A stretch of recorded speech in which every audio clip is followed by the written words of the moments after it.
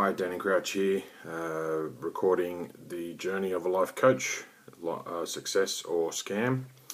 I'm doing these recordings to follow the path that I go along, or the journey that I go along in becoming a life coach and going through the Coaching Institute's Master Practitioner Program. This is day 38. It's the 14th of November 2014. I'm into day 30 of being smoke free. One of the best things that's come out of this process that I'm going through. What I do every day is record my daily affirmation, my goals for the day, my medium to long term goals, and reflect on the past 24 hours. The idea is to monitor my language that I use, the tone of voice that I use. I can record how I look physically, emotionally, tired, awake, and get a sort of idea of how it's all travelling. I keep a book which I write down every day like a journal, which makes me accountable for my goals, and I really focus on how my life is improving and where I'm getting growth from. I've got a bit to go into today.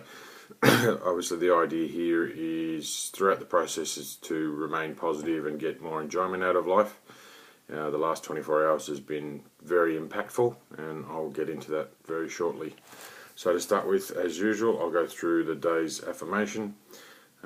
Today I'll do everything in my power to reduce my weight to below 109 kilograms by the 25th of December 2014. I will complete my exercise, eat healthily, and focus on my back getting stronger. I am thinner and my back is stronger. Imagine how great I feel on Christmas Day.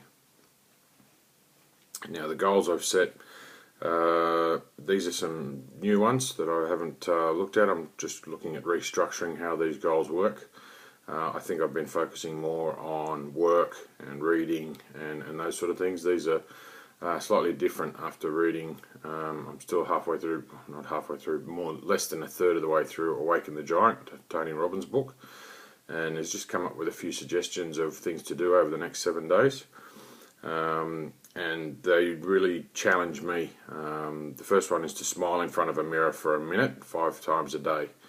I've already done that once and it was very difficult. It was not easy. I felt like I was putting on a fake smile.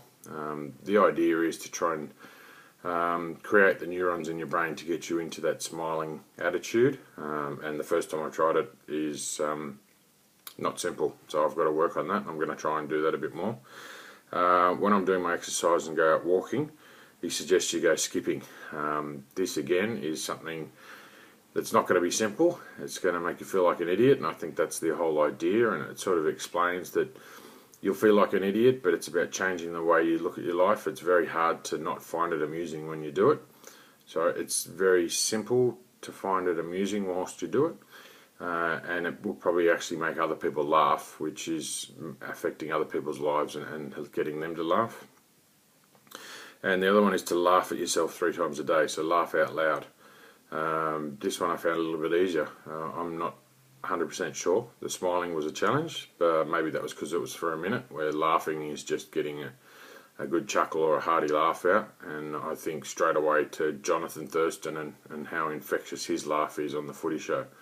That's well worth Googling. It's infectious. You sit there and he starts laughing and you can hear the whole panel, the whole audience, and I sit there laughing myself watching, and it's amazing, so I can understand the potential there.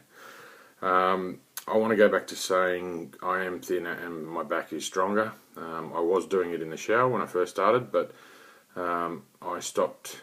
I put that on hold. I wasn't training myself enough to do it every day. There's obviously reasonings behind that to get the body and the mind thinking that and believing that my back is stronger, and I am getting thinner because I am. I started on the golf book yesterday. I'm really happy with where it went.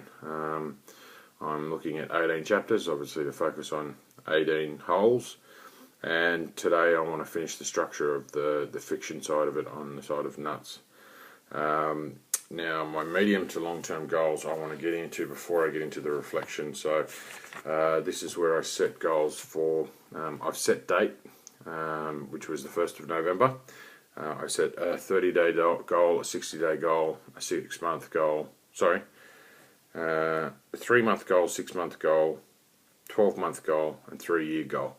And from that date, I'm counting it down. So at the moment, the 3-month goal is at day 79, and that's to have 3 coaching books complete and 1 paying speaking gig. The 6-month goal is down to day 169, and that's to have a business cruise and a holiday for ourselves booked. The yearly goal is down to 354 days, and it's successful business earning.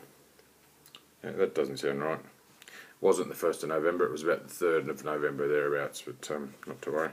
That's me counting and analysing as I talk. But the annual one is to have a successful business where I'm earning over $100,000 per annum. So that's not business earnings, that's my wages. Remembering that the focus is on paying taxes, and the more taxes I pay, the more money I'm going to be earning. So it's a positive thing, it's a good thing, because my plan is to earn money. It's not to squander that thought and just be not earning money, basically.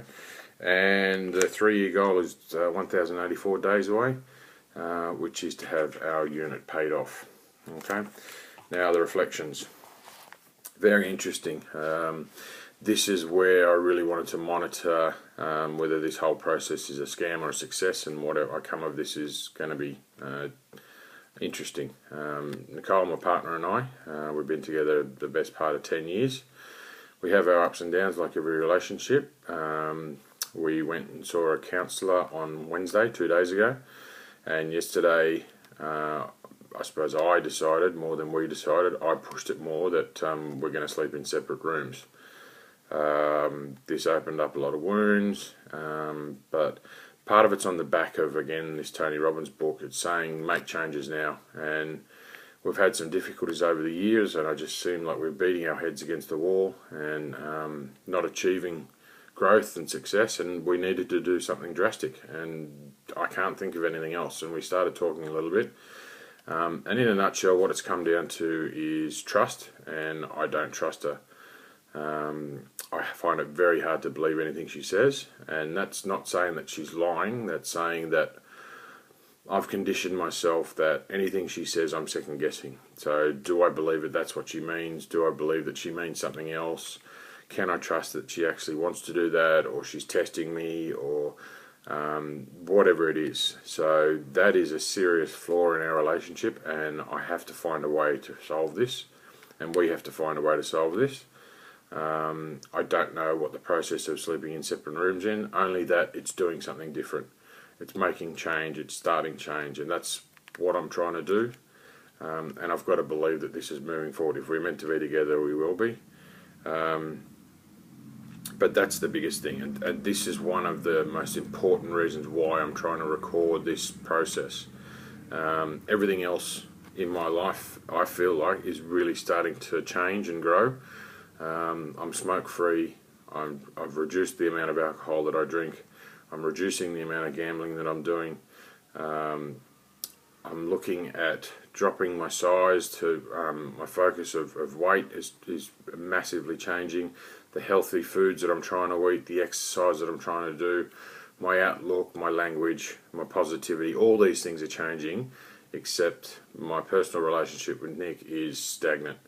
And what I'm finding is it possible that because I'm reading all these books and reading all these information about positivity and understanding the way I use words, removing can't and won't and changing it into do and these positive aspects, and I'm also being told to look at the way other people speak, the way other people use their body language.